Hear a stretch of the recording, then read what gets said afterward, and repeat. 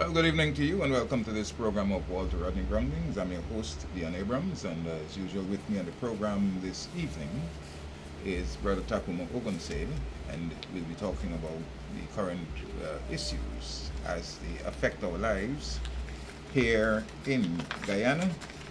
Welcome, Brother Ogun, to Walter Rodney Groundings. It is all, as usual, it's always good to be here when we could. Mhm. Well, the significant thing in the air is the national budget, but the Dartmouth protests seem to have ebbed out a bit, but I think the message is clear that the people are dissatisfied. What do you hope that, I think last Sunday they. Last Sunday we dealt with it Yeah, extensively. yeah. I Mhm. just want to add that, you know, as we did last Sunday, is to urge the people, to continue the vigilance. And of course, the people in Dartmouth um, would enter into the engagement as they see fit. The Mhm. Boston thing for us is a continuing struggle, and we will not ease off. So every chance we have to remind the country that this injustice is still to be addressed, we have to do so. The major thing now, the use of the cybercrime law to arrest people. There's this young guy um, that does a number of YouTube videos in relation to what are popular issues in the society. He can be a bit crass sometimes, but he was recently arrested along with some others in relation to, I don't know if you're aware of. No, I don't know. I'm hearing it for the first time. Okay. So, some allegation made against him that they're using the old question of defamation and so on. But he has been political in his outlook and his comments as well as social. And so they went and they searched his house and they arrested him and some others. But there is a growing concern about the way the police are acting, because there again, it's another personal matter. Some guy who is involved in the media is claiming that the the other one offended him in some video that he would have produced on YouTube, and so he made a complaint to the police, and the police have acted on that complaint. Well, we are continuing to argue that in light of if somebody defames you or you believe that some kind of infringement has been made against you, essentially it's not a police matter that the police should be going to people's homes as though they've been using it as a weapon to prevent people from speaking their minds on the, the media that is now open and giving people the opportunity in ways that they never could have to vent their feelings about issues. Um, but the cybercrime law, what is your view on it? Well, you know, my view, and it's, and one of the sad things about the law, it was put into place under the APMU AFC government. Yeah. And Basil Williams, I know, has been as the former AG, was instrumental In getting that. in getting that bill formulated. And I know there were criticisms of the bill because person generally felt that it was giving the police and the government, too much leverage leverage to to suppress. suppress. Mhm. And people were always concerned that, even if it is not being used in that way by the one government, like the coalition government, when another government comes into power, the ones that law is on the book, it could be used. And what we're seeing is that the PPP is taking full advantage of the cyber law, and they use it for political repression, and to try to silence, the emerging voices that have emerged in the social media platforms, and I think that we have to keep pushing back on it. And I don't know if the police visit a person's house to investigate a social media crime, why it would trigger a thorough search of the person's home. Because to me, that is a fairly straightforward matter. The evidence would have had to be produced by the complainant to the police. So the police will not be searching for evidence. The evidence will be there. So why ransack people's home? But in this case, the guy uses an alias, and he also doesn't use the natural voice. He uses an animated voice. And so they took away the computer, his phone, and all the other things, all the other devices. They claim that they have voice-changing devices and all of these things that they collected. But they haven't answered the question of whether, by one journalist, whether a search warrant was in the hands of the police when they effected that operation. But search warrants aren't a thing in vogue in this country anymore.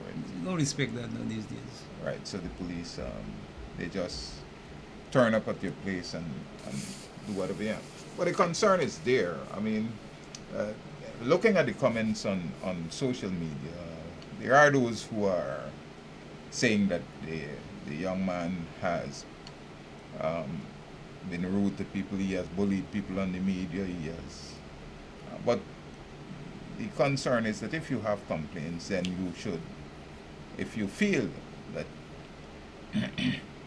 you have been in some way a victim of this guy, then the recourse is to get your legal redress through the courts, right? And the police are not the ones to get involved in that way. But I would suspect that because of the things that he says, even against the government, that they would seek any opportunity to silence him also. Just as how they've used the GCOM guy to attack what's his name, Duncan, right? So they set up these operations and they use them to their own benefit. But we're hopeful that, because I was listening even last night to Duncan on his show, and he had Rickford Burke there. And Rickford is saying that there should be some pushback, that people should challenge the law for what it is in the courts. And he's urging that people do that. But I don't know where that is.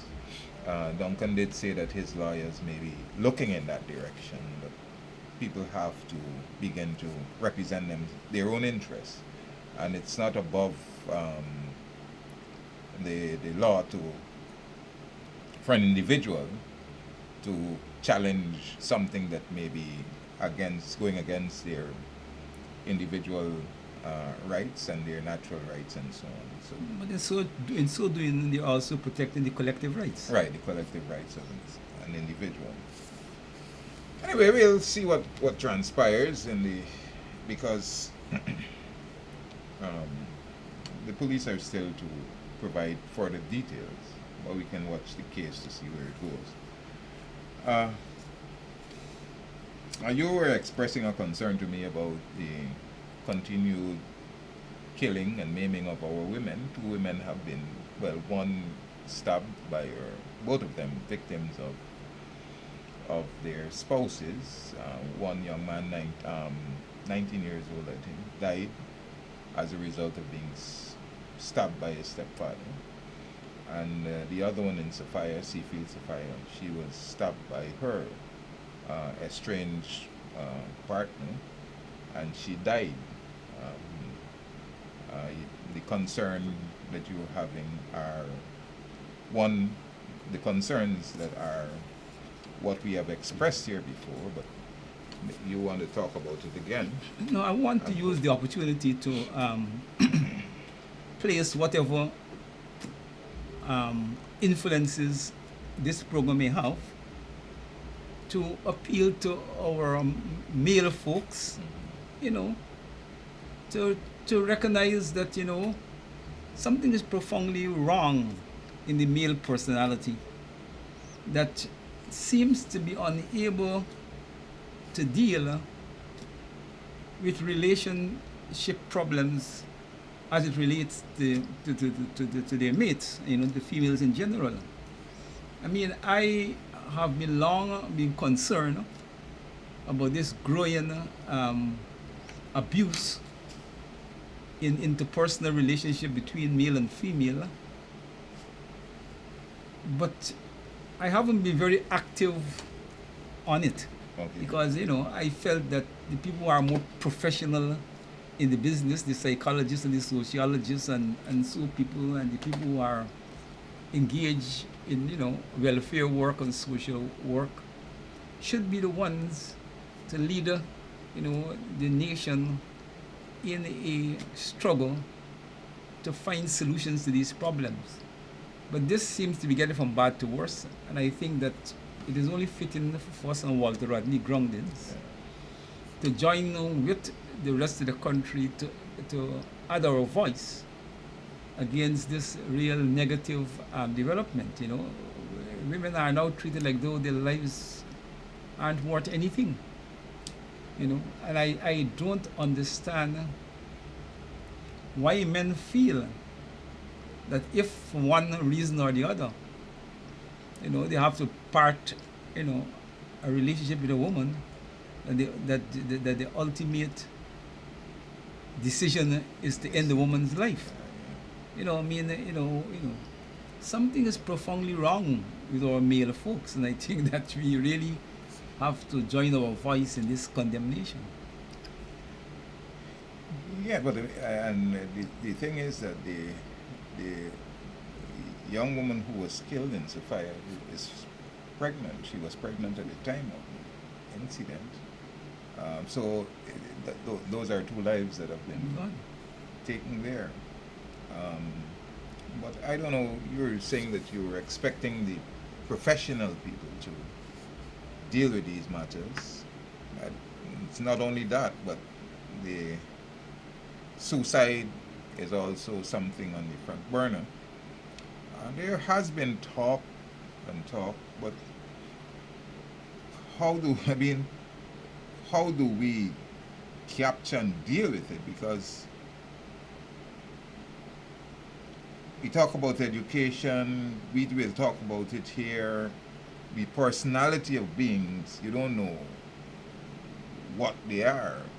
Like, I came along in a bus this morning, and a young man came in, sat next to a woman in the seat in front of me. He didn't have a mask, and she just said, "Man, what happened? Why are you not wearing a mask?" And the guy took off, you know, and really took off. You understand? And you're saying, but look, people seem to be normal, but something is wrong with them. You understand? Because I didn't see the need for this. For kind of explosion. Yeah, it was really, you know, me. But what the bus driver did, the bus driver should pull up the bus and ask him to leave the bus. The bus driver offered him a mask. He said, "Yeah, the bus driver asked him to leave the bus. And if he don't want to leave the bus, drive the bus to the police station." Yeah, so some people look normal, they may, but something is troubling them, right? I mean, the society is a very tense society. Yeah. You know, and we can't deny that. And we can't deny the fact that we are products of our environment. And to the extent of what is happening in society and the rest of the world affect us and shape our mentality. Some of us are better able to deal with the challenges, and some may fall on the wayside. But you know, I don't know. As a country, you know, you can't raise your hand and surrender to these matters. The government has a responsibility to play a role. You know, the Ministry of Health, the Ministry of Education, the churches, sports clubs who are exposed to, you know, young people.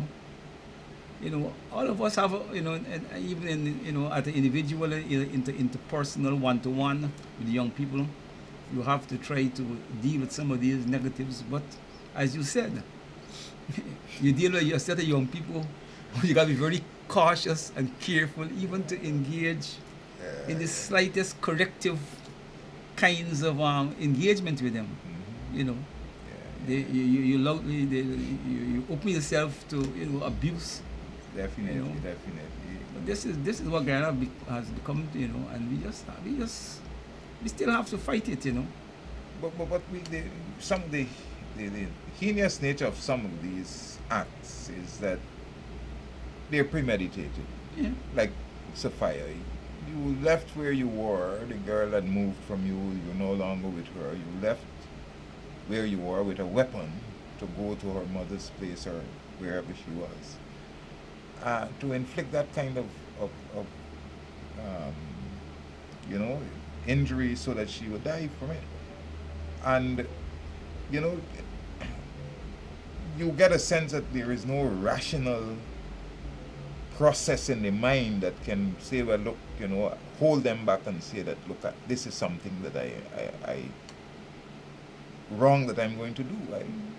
I mean, You see, we gotta face it. The society have reduced. You see, when a state, you know, has reduced life to what it has been reduced in Guyana. I remember when I was much younger, when a murder happens, it was a big news. yeah. It was outrageous behavior, you know. But then we have seen over time police executing people, you know, and killing and taking life have become like it's become now a way of life.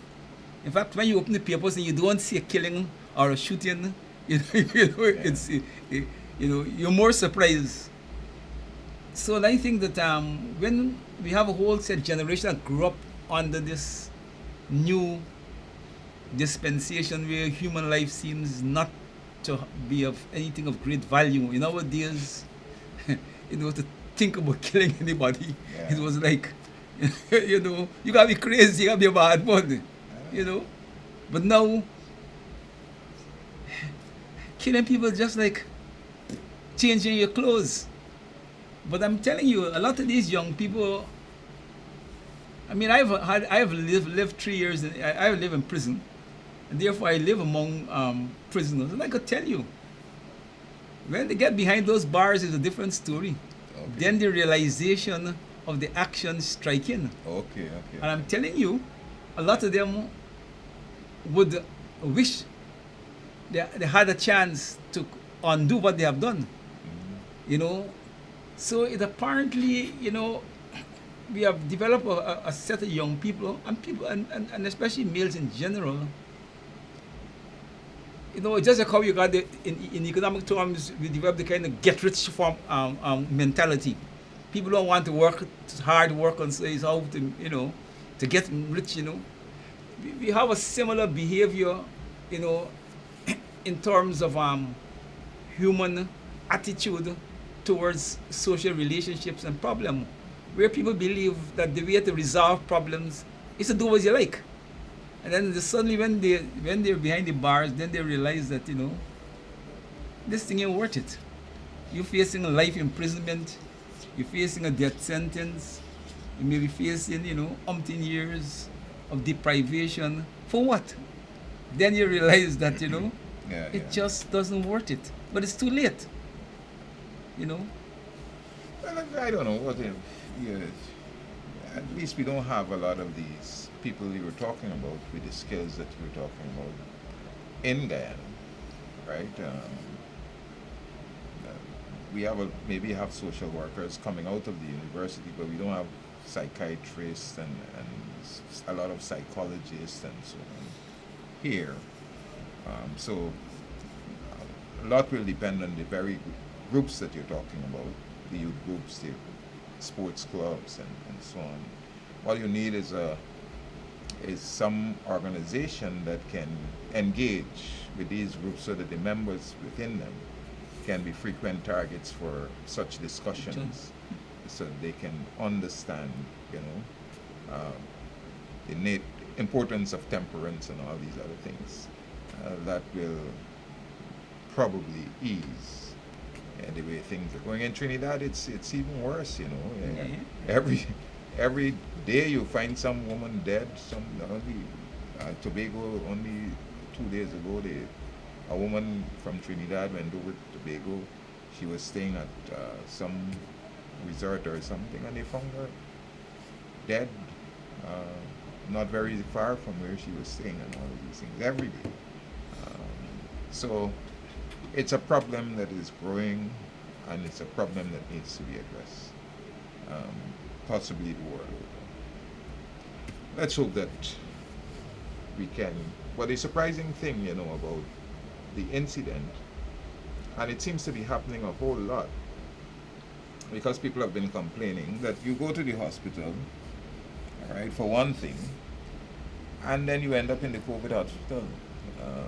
This young man got a stab to his hip or something in the other, and then they told them that he was at the COVID hospital and he died there and all of these things. So people are now saying that they're using COVID as an excuse for the deficiencies that are within the public hospital, because people who go there, one other person went there for some kind of heart surgery, came out of the surgery, recovered consciousness and everything, and the next thing you know, he was at a COVID hospital and ended up dead.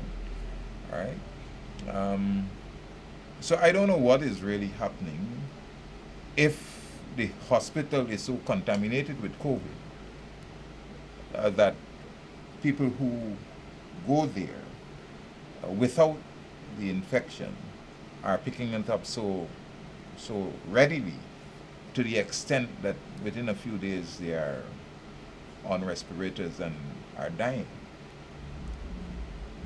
It's something that, but you don't get the truth from the hospital.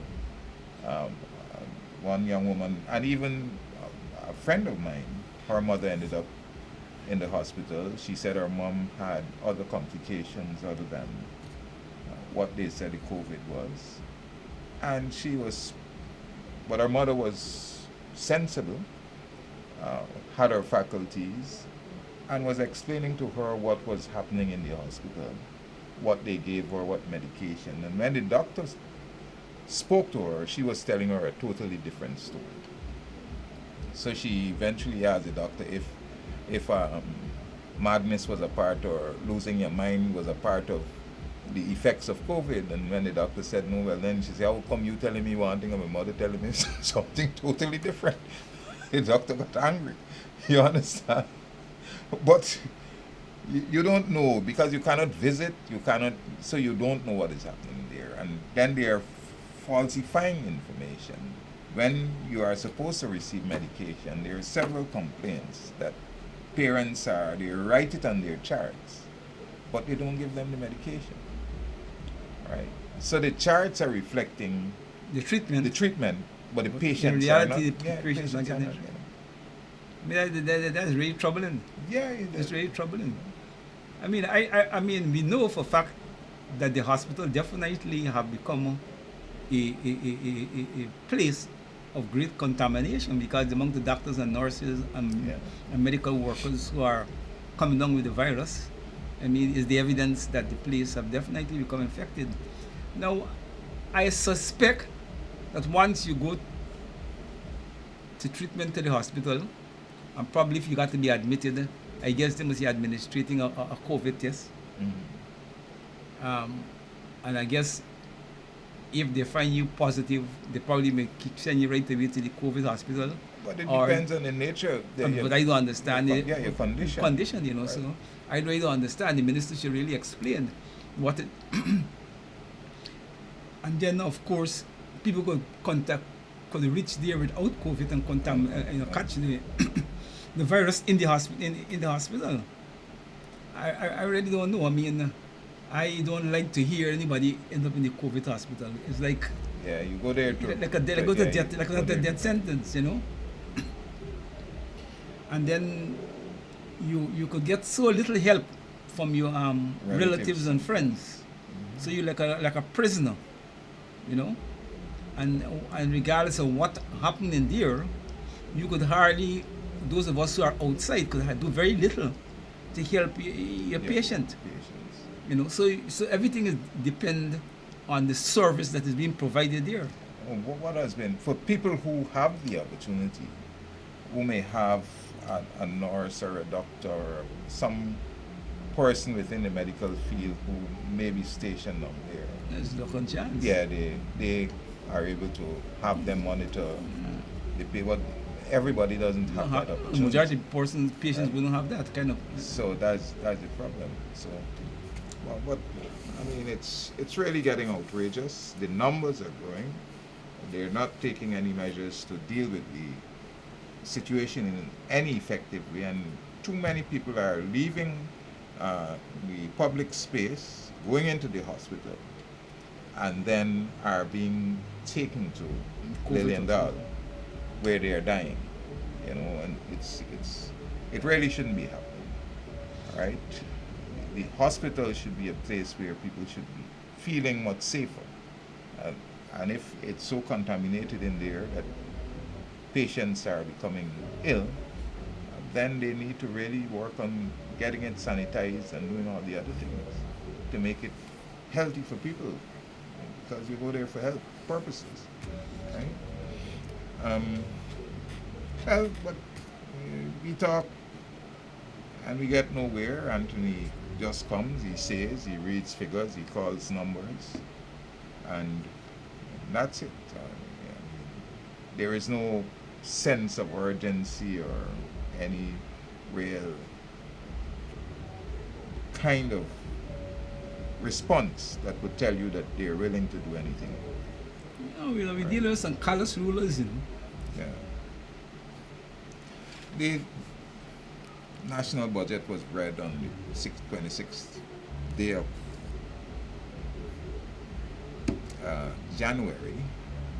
And like we said, Ogun, last week, that we didn't expect anything significant happening for poor people in the budget. But I only got the estimates and so on from a source only recently, so I haven't been able to go through them in a fine way. Most of the figures that are appearing are on the DPI website. And so I haven't really gotten to studying the budget, but all of the comments I've heard seem to suggest that this really is not good for especially the poor people here in Guyana. What are your thoughts on what you've... Well, I want to start by saying that, you know, my early political activism took place in a context where Budget Day was a significant day, politically and socially, in the lives of the country.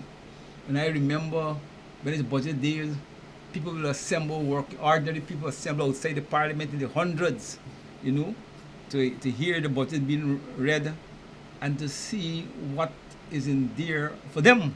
Yeah. And there will be, you know, a very heated, you know, debates and discussion. We have long lost that. That Budget Day now is not of any great significance to the population in the way it used to be in the late 60s, the early 70s, up to the mid 70s and so, you know. But anyhow, because of the context of this budget, which is a budget which is different from any other budget in the modern history of the country, because this budget here is utilizing for the first time, you know, significant funds which the country has acquired from the oil And industry.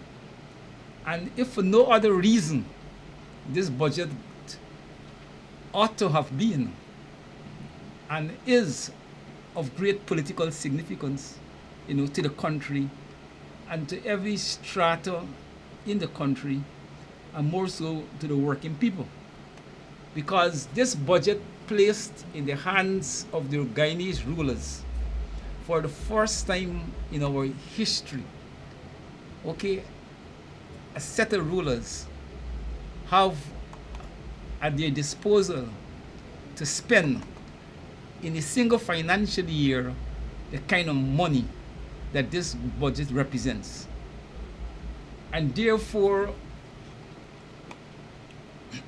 one would expect that we have to, scrutinize the budget very carefully. And we can't do it on this program or one program, and I know the professionals also will have to do it. But, I don't want to pretend that I'm an economist. I mean, I'm around politically long enough to know what are the kinds of things that will interest people, in a budget. I mean, budget times, a budget, offer various strata and interest in the society to have a sense of how the government intend to manage the economic affairs of the country. People look out to see what is the total value of the budget, as in this case they tell you is $552 point something billion. So people look to look at the budget to see what is the total sum that is being projected to be spent by the government. And then obviously everybody look around to see what is it in it for them. If you're a business person in a particular industry, you look to see, if you're in fishery, you look to see what is allocated in the fishing sector and how the government plans, to proceed. And so that you could make a kind of judgment, of what is in there for you and give you some indication of how you could plan your life. Now, my interest on this program today is really the public sector workers. Now, I was listening to the budget, and I listened at least 3/4 of the budget, and I actually fell asleep. So I didn't actually hear the full presentation of the budget. But since then, I've been looking through the newspapers and and trying to find what is the money that the government put aside for public sector workers' wages, and I can't find anything. I'm not saying they haven't put aside. I'm not saying that they haven't in the budget state an approach to public service wages, whether the workers will know what the government intend to give when negotiations start. The point I'm trying to make is that one would expect that something like public sector workers' wages should be prominent in any budget presentation and in any post-budget discussion, just like how you're hearing what they give them to the sugar workers for Gaisuku. You should be able to hear and have some indication of what they're giving to public sector workers, but I can't find it. So it signals to me that the government is treating the public sector workers, they continue treating the public sector workers with great disrespect. It is clearly for them the public sector workers are not a priority. I don't know if you could help viewers if you happen to stumble on anything. Really, for them, what they have said that they're going to, in the speech that the minister presented, is that they're increasing disposable income. And for increasing the disposable income, what they are talking about is $5,000 for the school uniforms, and then the $19,000 to $25,000 for the this grant that they give to school children. So that is it. Right? No, man. That is what the budget says. Right? I heard all of those things, but I can't believe that in 2022, yep, the government is spending the bulk of the oil money, and the government in its budget have no allocations for the increase of public sector workers' wages and salaries. I, I mean, I can't believe it. That's why I'm prepared to say I don't know. Mhm. And I'm waiting to see clarity in another few days by persons who go through the budget more carefully. But I know that if there were allocations, it would have been part of the Prominent, news, and it prominent would in have the been news. prominent in the news. You know, and that is what worries me. Mhm. But I still want to give them the benefit of the doubt, because I am telling you, if they actually is watching this country in the face and watching the public sector workers and the unions in the face and saying, look, we have nothing at all for y'all, we consider y'all. I mean, there's a declaration of war. And I'm being careful now because I don't know whether they've actually allocated. But I mean, if they have not allocated, I would be hard pressed not to, you know, call on workers, you know, To to take action. to take not simple action. Mhm. I mean, very strong action, because this will be a pass to the highest. Yeah, but and the only two things that were mentioned would be the $28,000 for the old age pension, and the and that Uniform, school uniform, uniform. school uniform. You know. And in terms of the pensioners, I mean, the meager $3,000 increase expenditures, and you're spending over 550 something billion dollars, and you know, giving, you know, pensioners a meager $3,000, and when you calculate for inflation, you know, that $3,000 amongst almost nothing. Yeah, You know, I mean, you know, this is why on this program we have been making the point, and we have to continue to make it, that in every country, working people got to understand the money in most cases is not a big problem. The big problem is priority, how the rulers see the priority of the working people and the poor. And we have been seeing it time after time, budget after budget, the interest of the working people and the poor is not a priority Mhm. for those who administrate the nation's financial affairs. And the working people and the poor will have to, you know, take, you know, serious measures in order to make them, their interests becomes a priority. And I find it hard to believe, you know, what seems to be emerging here is emerging. And I hope that I'm not getting it correct. You know, I know the situation will be clear by the time we come back on the program next week. But I mean, I don't know that that you know, and also I'm also concerned that the union seems to be quiet. You know, because long in before in the early days, the unions for the very next day after the budget, the unions would be you know, saying whether they're satisfied or not.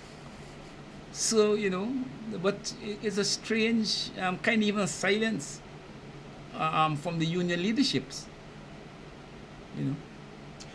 Yeah, but people, I believe, have become very expectant of what happened here. Because, for instance, I was speaking to a young man, he's in the army, and he said that I listened from start to finish the presentation of the budget because I knew and I wanted to hear for myself that they ain't got nothing in there for public servants, and he's a soldier, you know. And he said, I mean, just as he predicted, and just as we predicted last week, is the same thing that has happened. Now, the measures in the budget are targeting people who already have. All right. Now, you have people who need, poor people who may need a vehicle to drive, or, you know, you're not reducing the taxes on cars, you're not allowing for more duty-free allowances for teachers, you're not, but you are targeting things like four-wheel drives and pickups and all of these things, and 3000 cc and 2500 cc, and you're saying that you are reducing the duties on such vehicles, which are not basically vehicles that will be used by ordinary citizens for purposes of commuting and so on. So obviously, in their deliberations, they have worked out that within this sphere there are a set of people who are going to be working in that regard. I mean, they're not unconscious of what they do, you know. No, these not are unconscious of what willful they- and Right. deliberate action. That there is going to be much more need for the use of these vehicles because of things that they are going to implement, and they are targeting a particular set of people who are going to have the ability to bring in these 4x4 pickups and all of these things, and so they are giving them the concessions to allow them to bring them in. All right, but ordinary people who are struggling to buy a motorcycle or a car or whatever, they have not dealt with that, you know. And so for every aspect of the budget, the focus on infrastructure, how many billions, I put some figures down on my computer here, but, and I have in front here the presentation, but I mean, Agile is touting that, you know, they are focusing not on people's lives, they're focusing on things that are material to possibly make them look as though poverty and that growth is not connected to human ability to sustain themselves. So the physical infrastructure is of greater importance to the people's survival and daily existence, right? So the billions of dollars that they've put aside for that, and they're talking about roads and bridges and all of these things. And I was listening to one on Politics 101, a young economist that Dr. David Hines had said, and he's talking about the gas to shore facility that they're talking about. And the concern is, like the Amaile Falls, that the figures are not stable. They're never stable for these projects. They keep going up and up and up and up. And that is a continued feature of the PPP in dealing with projects that they bring on stream. That the monies, they put one figure as estimated by initially, and then it just keeps jumping all the time, and you don't know where the monies go. Yeah. Right? The boys get a chance to steal, but I mean, I have heard and I've read all of those things that you made, points that you made in the budget, and there's a place for all of that, and we have to analyze it as we go on. But my bottom line is this thing about the ordinary people. Why is this government so hostile to working people that they're not prepared to put more money directly in the hands of workers? I mean, we spoke about that, you know. Yeah, but I'm saying, my brother, that is the bottom line in this equation. If you continue, one of the dilemma we have had for the working poor, and particularly the African community, is that in the evolution of Guyanese economy, large sections of our people, constitute the poor and the powerless. Large sections of our people depend exclusively for earnings in the public sector. Therefore, if the government do as the PPP have done for the 23 years they were in government before, to keep the public sectors on starvation wages, what you're actually doing is hostile economic activity to African communities, the poor in general, but particularly African communities who a lot of the breadwinners are dependent on employment in the state. And this is not simple, even a classical worker employer issue.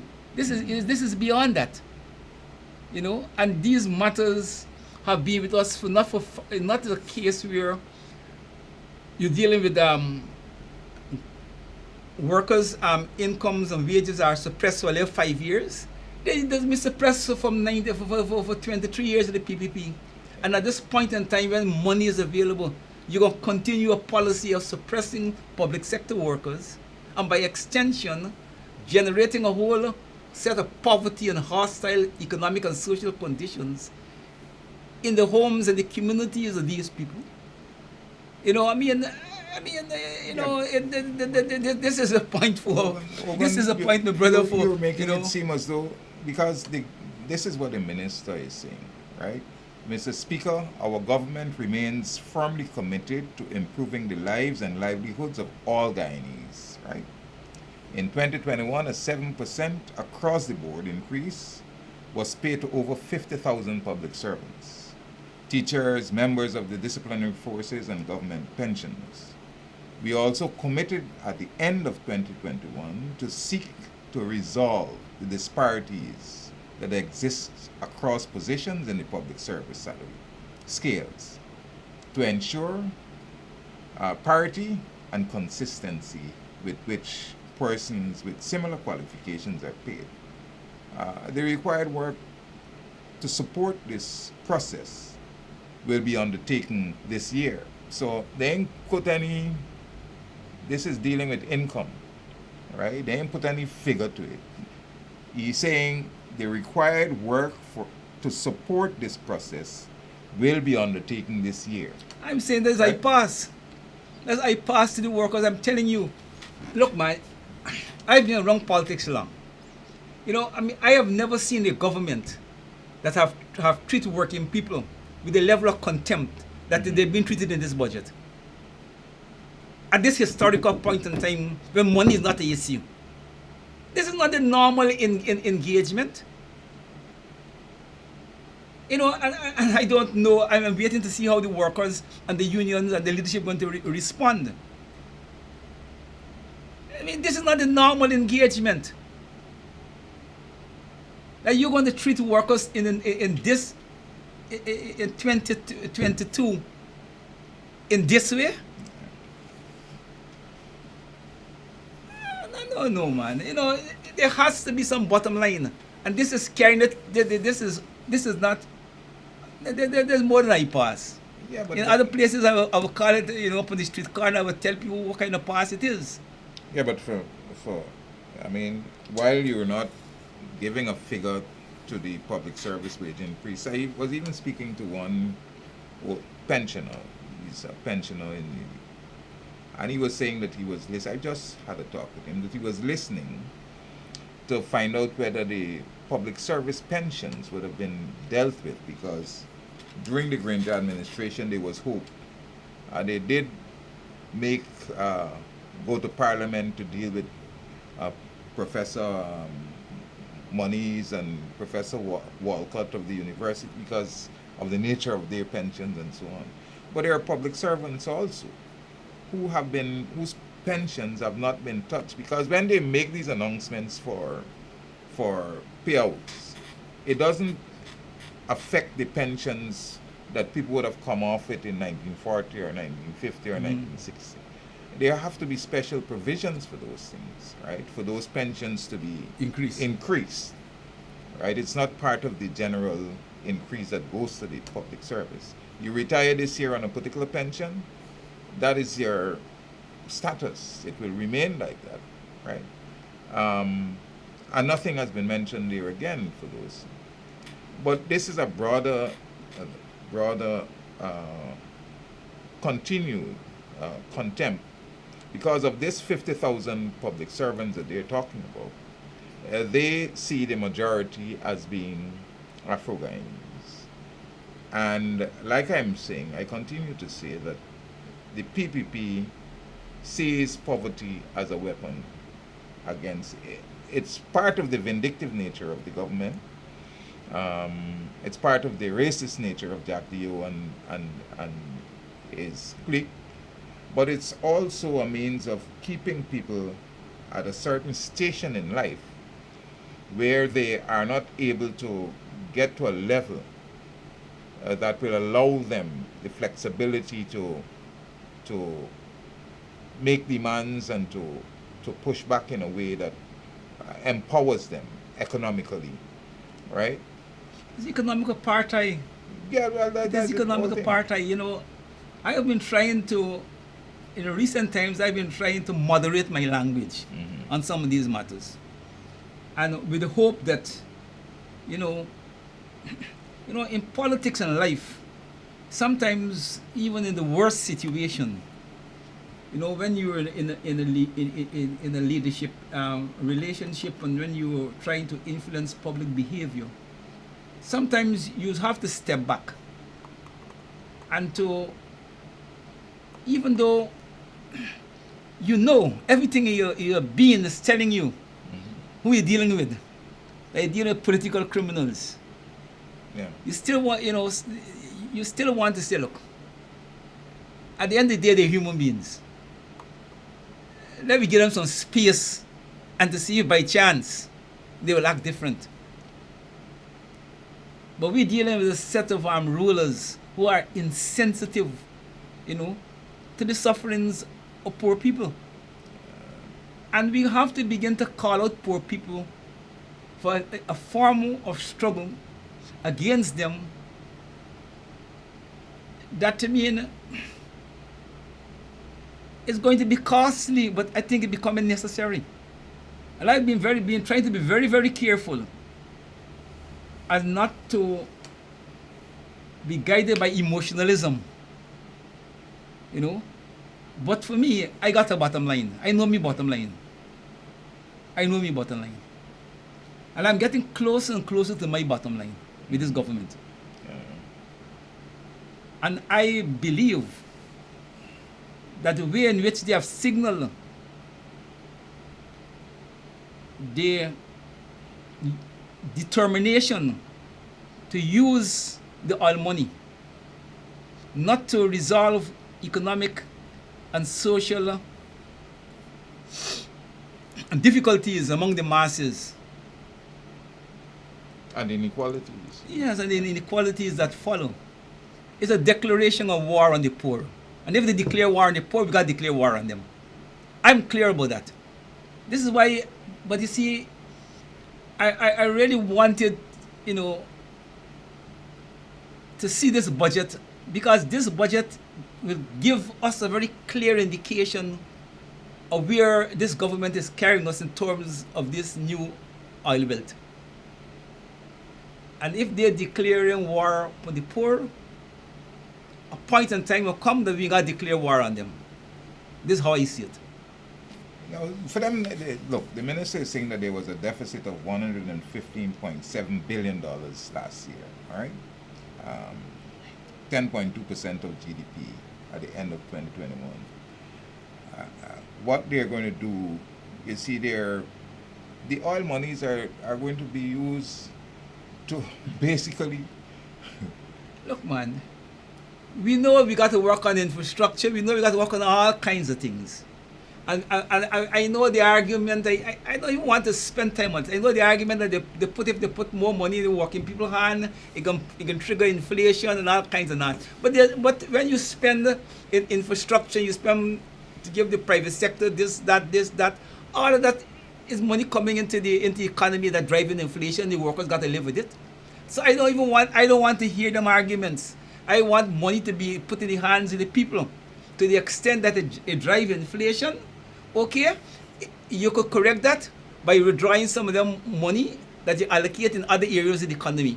The workers and the working people family must not continue to carry the exclusive burden, okay, in this economy. No, but when you talk about inflation, you can't drive inflation in a situation where you have a growing, a spiraling rate of inflation is outstripping the means of the people to survive.